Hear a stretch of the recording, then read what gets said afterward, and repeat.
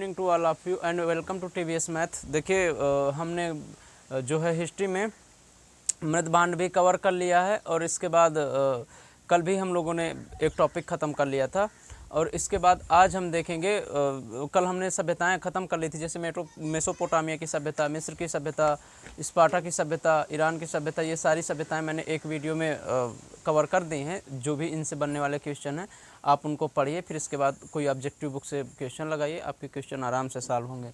तो देखिए आज हम पढ़ेंगे, बेसिकली हमने इतिहास को स्टार्टिंग में देखा था कि हिस्ट्री को हम लोगों ने 3 पार्टों में डिवाइड किया था।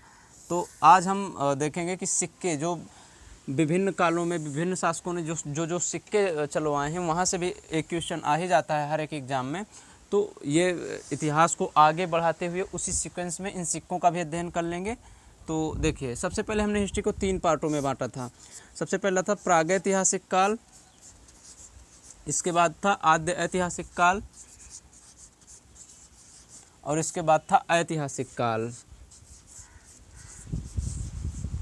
अब देखिए प्रागैतिहासिक काल में हम लोगों ने पढ़ा था कि प्रागैतिहासिक काल उस काल को हमने कहा जिसमें मतलब लिखित जानकारी नहीं मिली है। तो इसमें किसी प्रकार की कोई लिखित जानकारी नहीं मिली, इसमें लिखित जानकारी मिली है आद्य ऐतिहासिक काल में।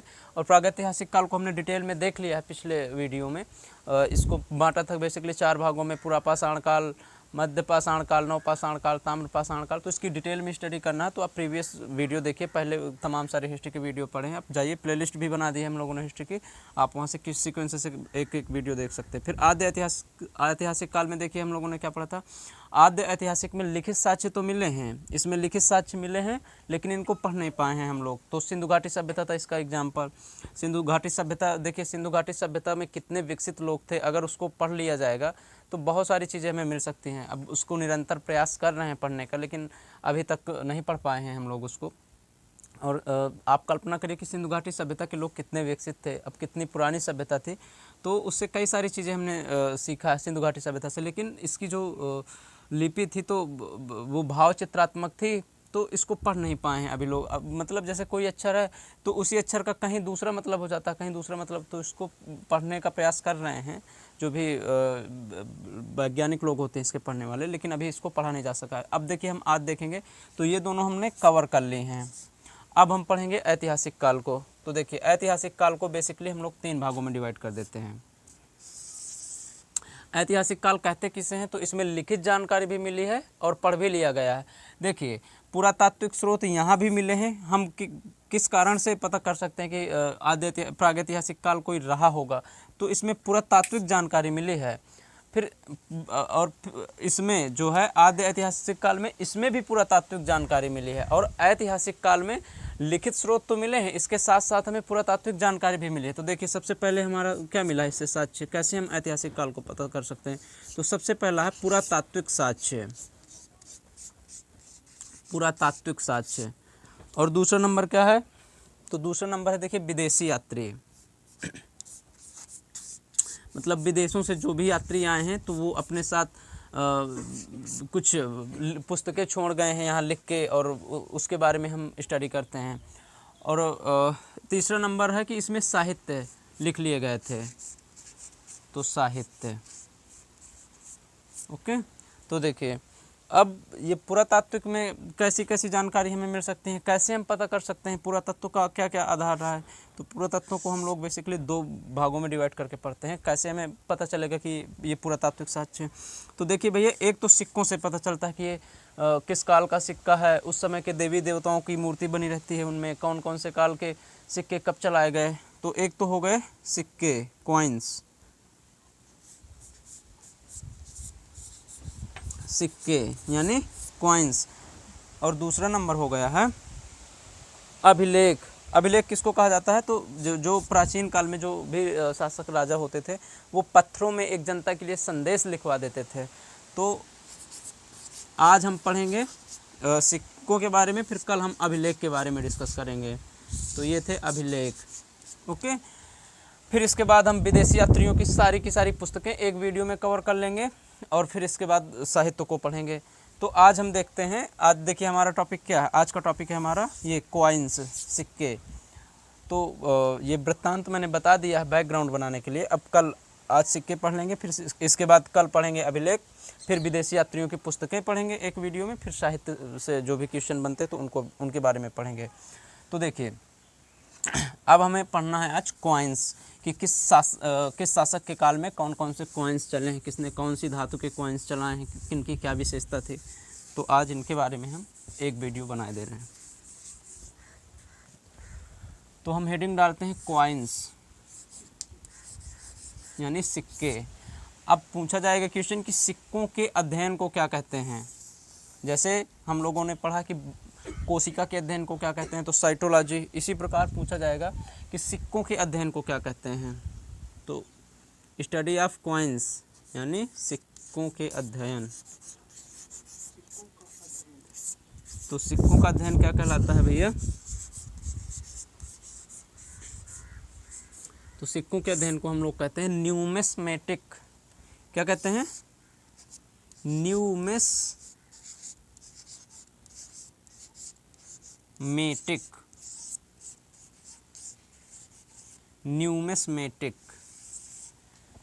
न्यूमिस्मेटिक। अब देखिए, अब हम पढ़ेंगे कि किस शासक के काल में कौन कौन से। तो सबसे पहले हमें जो सिंधु घाटी सभ्यता में जो भी सिक्के मिले हैं तो वो किस धातु के बने थे, कैसे थे। तो जो सिंधु घाटी सभ्यता, इंडस वैली सिविलाइजेशन के सिक्के थे, सिंधु घाटी सभ्यता। तो जो सिंधु घाटी सभ्यता के सिक्के थे इनको कहा जाता था ये टेराकोटा के बने होते थे बेसिकली। टेराकोटा मैंने बताया था।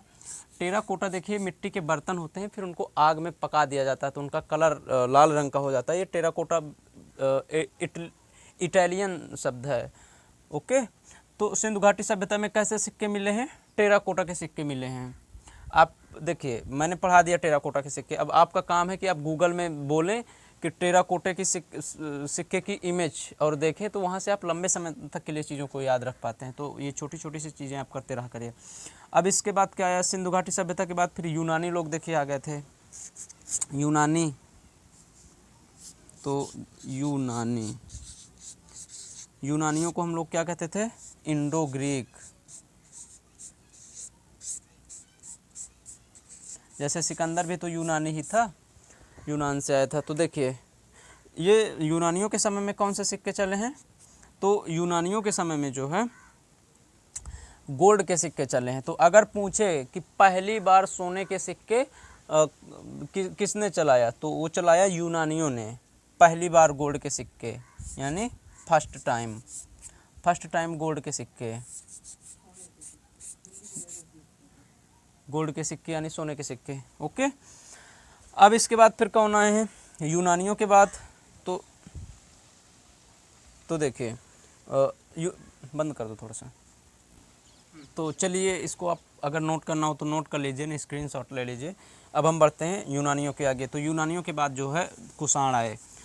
अब देखिए सबसे पहले सोने के सिक्के किसने चलाए, तो वो चलाया था यूनानियों ने, यानी इंडो ग्रीक ने। इंडो ग्रीक भी इनको कहा जाता था। अगर पूछे कि सबसे शुद्ध सोने के सिक्के किसने चलाए थे, तो देखिए यूनानियों के बाद आए कुषाण। आप इसी सीक्वेंस में याद रखा करिए चीज़ों को कि सबसे पहले सिंधु घाटी सभ्यता आई, फिर सिंधु घाटी सभ्यता के बाद यूनानी लोग आए, फिर यूनानियों के बाद कुषाण लोग आए। बस क्वेश्चन यहीं से पूछा जाएगा। अगर आप सीक्वेंस से चीज़ों को पढ़ते हैं तो लंबे समय तक याद रख पाते हैं। अगर दही का माठा कर देंगे मिला के कुछ नहीं याद रहेगा, सब भूल भाल जाएगा। तो आप चीज़ों को सीक्वेंस में याद रखना सीखिए मेरे भाई। तो देखिए, तो अगर पूछे कि सबसे शुद्ध सोने के सिक्के किसने चलाया था, तो वो चलाया था कुषाणों ने।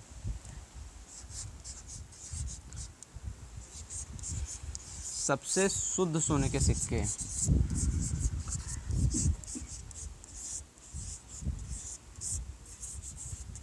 सबसे शुद्ध सोने के सिक्के। ओके, अब इनके बाद कौन आया कुषाणों के बाद, तो कुषाणों के बाद आए गुप्त। कौन आए, गुप्त। अब देखिए गुप्त शासकों ने कौन कौन से सिक्के चलाए। अभी हम ये सारी चीज़ बहुत डिटेल में पढ़ेंगे हिस्ट्री में, हिस्ट्री का कुछ भी नहीं छूटेगा, ये आप विश्वास मानिए। एक एक क्वेश्चन मैं यहाँ सॉल्व करवाऊँगा। कुषाण वंश और ये यूनानी गुप्त वंश, ये बहुत डिटेल में पढ़ने वाले हैं वहाँ भी, लेकिन आपकी बेसिकली जब वहाँ हम पढ़ाएं कुषाण वंश तो आपके माइंड में इमेज बनना चाहिए कि उस समय हम लोगों ने पढ़ा था कि सबसे शुद्ध सोने के सिक्के कुषाणों ने चलाए थे, तो इसलिए मैं बनाए दे रहा हूँ इस वीडियो को। तो देखिए गुप्त वंश में कई प्रकार के सिक्के चले हैं। तो गुप्त वंश में कौन कौन से सिक्के चले हैं तो देखिए उनके बारे में हम लोग देख लेते हैं। तो गुप्त वंश में जो है देखिए इसमें सबसे ज़्यादा सोने के सिक्के चलाए गए, सबसे ज़्यादा सोने के सिक्के। देखिए 3 क्वेश्चन बनेंगे। देखिए अगर पूछेगा कि सोने के सिक्के सबसे पहले किसने चलाया था, तो किसने चलाया था, वो यूनानियों ने, इंडो ग्रीक्स ने। अगर पूछे कि सोने के सबसे शुद्ध सिक्के किसने चलाए थे, तो वो चलाए थे कुषाणों ने। और अगर पूछे कि सबसे ज़्यादा सोने के सिक्के किसने चलाए थे, तो ये चलाया था गुप्तों ने। अब भैया जो चीज़ सबसे ज़्यादा चलाई जाएगी वो रद्दी होगी, ये बात तो आप समझते ही होंगे। सब्जी ही अगर बनाना हो बहुत लोगों के लिए तो फिर उसमें आप समझ रहे हैं कि मिक्सचर तो करना ही पड़ेगा, ज़्यादा पानी डाला जाएगा, है ना। तो ज़्यादा लोगों के लिए तो वो फिर माल रद्दी हो जाता है, ये आप समझते होंगे। तो अगर पूछे कि सबसे अशुद्ध सोने के सिक्के कब किस काल में चले, तो वो चले गुप्त काल में।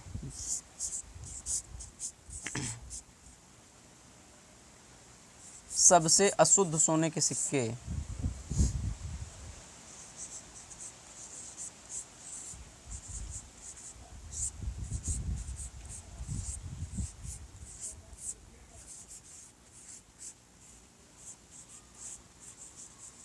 देखिए अब ये सबसे शुद्ध सोने के सिक्के चले। अगर काल पूछे तो गुप्त काल, अगर पूछे इंडिविजुअली मतलब पर्सनली पूछे कि किस शासक के काल में चले हैं, तो वो था स्कंदगुप्त। एक्चुअली में स्कंदगुप्त जब आया था तो उसके समय में ये गुप्त साम्राज्य बहुत कमज़ोर पड़ने लगा था, पतन की ओर जा रहा था।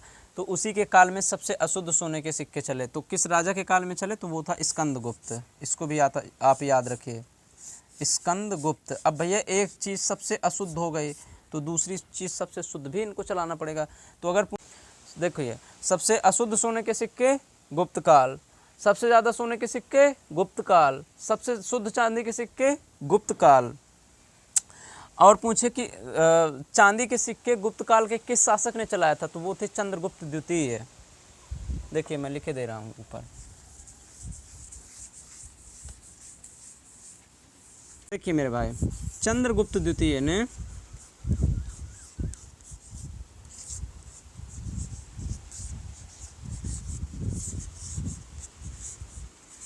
चांदी के सिक्कों को चलवाया था, चांदी के सिक्के चलवाए थे। तो देखिए चंद्रगुप्त द्वितीय ने सब चांदी के सिक्के चलवाना स्टार्ट कर दिया। और गुप्त काल में जो है मयूर शैली के सिक्के भी चलवाए जाते थे। मयूर शैली, मयूर का मतलब होता है मोर। तो अगर पूछे कि मयूर शैली के सिक्के किसने चलवाए थे, तो वो था समुद्रगुप्त। कौन था, समुद्रगुप्त। तो मौर्य शैली के सिक्के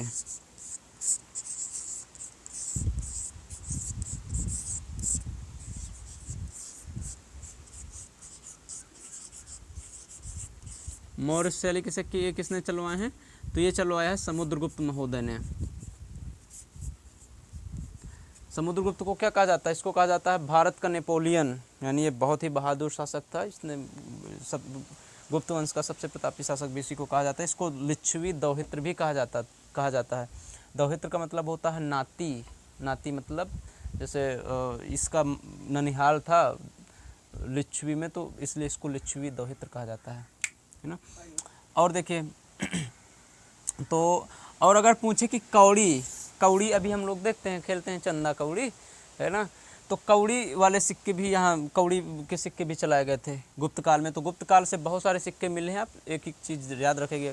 देखिए सबसे पहले हमने पढ़ा कि सबसे ज़्यादा सोने के सिक्के गुप्त काल, सबसे अशुद्ध सोने के सिक्के गुप्त काल स्कंदगुप्त। स्कंदगुप्त के समय गुप्त काल जो है कमज़ोर पड़ने लगा था, इसलिए इसके समय में सबसे अशुद्ध सोने के सिक्के, सबसे शुद्ध चांदी के सिक्के तो गुप्त काल में ही चलवाए गए थे, चंद्रगुप्त द्वितीय के समय।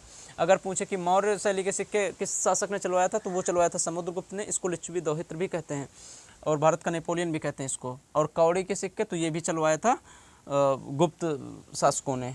ओके, अब इसके बाद हम डिस्कस कर लेते हैं मौर्य काल के। मौर्य काल देखिए गुप्त काल के पहले था, तो आप इसको गुप्त काल के पहले लिख लेंगे। मौर्य काल को।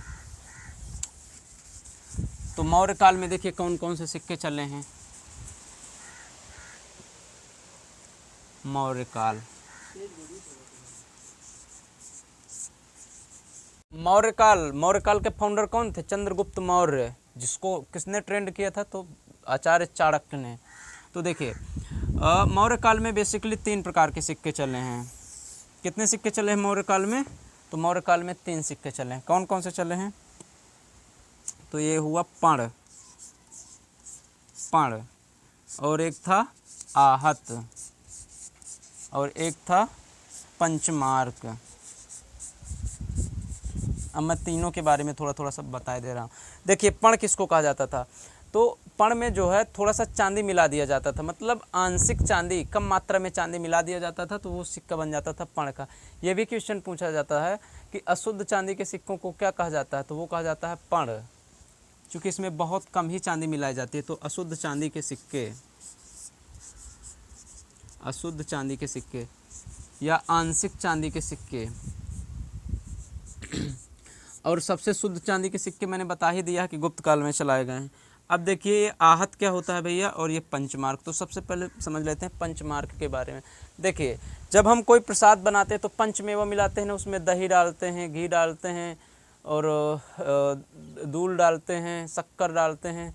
तो इस तरह से 5 चीज़ों का मिक्सअप करते हैं। तो जब 5 चीज़ें अलग अलग होती हैं तो उनको कहते हैं पंचमेवा। फिर जब मिला दिया जाता है उसको कहते हैं प्रसाद। ठीक इसी प्रकार है, ये 5 धातुओं से मिलकर बनाया जाता था ये पंचमार्क। तो वो 5 धातुओं को कहते हैं पंचमार्क, और जब उसका पूरा कंबाइंड रूप बन जाता है उसको कहा जाता है आहत। जैसे हम मसाला बांटते हैं घर में खाने के लिए, अपने सब्जी में डालने के लिए, उसमें धनिया डालते हैं, मिर्ची डालते हैं, और क्या डालते हैं? तो लहसुन डालते हैं, और क्या डालते हैं? तो इस तरह काफ़ी सारी चीज़ें डालते हैं, और फिर जब वो बन जाता है तो उसको कहा जाता है मसाला। ओके, तो पंचमार्क को कोष्ठक में हम आहत भी लिख देते हैं, और आहत ये अलग भी आ सकता है। तो इस तरह से आप याद रखिए कि आहत और पंचमार्क एक ही चीज़ है, और ये गुप्त वंश मौर्य काल में चलाए गए थे। तो ये हो गए, आज हम लोगों ने सिक्कों के अध्ययन को डिटेल में जान लिया है। अब इसके बाद देखिए हमारे यहाँ आंधी चल रही है, मौसम ठीक नहीं है, तो अब अगली क्लास कल रखेंगे। और देखिए मेरे भाई, चैनल को सब्सक्राइब कर लीजिए, वीडियो को लाइक करिए, और जो समझ में ना आए तो उसके बारे में कमेंट करिए, पूछिए हम लोगों से। और देखिए मेहनत करके पढ़ाते हैं भाई, आप लोगों का इतना कर्तव्य तो बनता है, थोड़ा सा सपोर्ट कीजिए। देखिए हम भी नई नई दुनिया में उतरे हैं यूट्यूब के, तो आप लोग अगर सपोर्ट नहीं करेंगे तो कैसे आगे बढ़ पाएंगे? तो भाई देखिए हम अगर नेक काम कर रहे हैं तो आप हमारा थोड़ा सा मनोबल बढ़ाइए, इतना तो आप कर ही सकते हैं। और मेरे वीडियो को देखने के लिए आपका हृदय की गहराइयों से धन्यवाद।